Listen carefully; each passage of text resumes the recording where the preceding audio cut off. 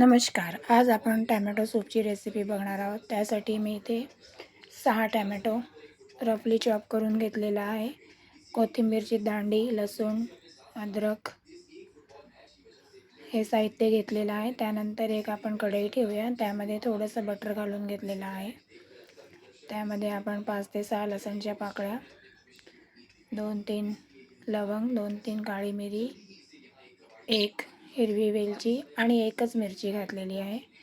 कारण टॅमॅटो सूपचा फ्लेवर तसाच ठेवायचा आहे, म्हणजे जास्त तिखट करायला नको, म्हणून त्याच्यामध्ये मी जास्त मिरची घातली नाही आहे.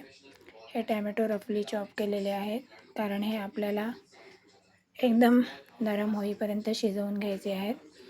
त्यानंतर इथे कोथिंबीर आहे, ही दांड्यासहित घेतलेली आहे.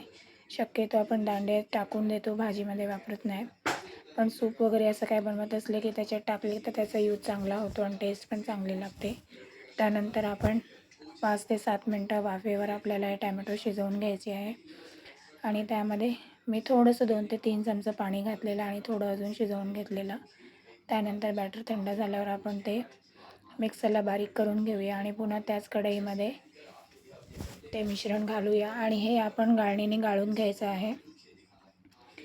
आणि छान उकळ आली की त्यामध्ये मी थोडासा एक बटरचा तुकडा घातलेला आहे. काळी मिरी आहे वाटून घेतलेली आणि टेस्टप्रमाणे मीठ टाकायचं आहे आणि आपलं गरमागरम टॅमॅटो सूप रेडी आहे. तुम्हाला रेसिपी कशी वाटली ती मला नक्की सांगा.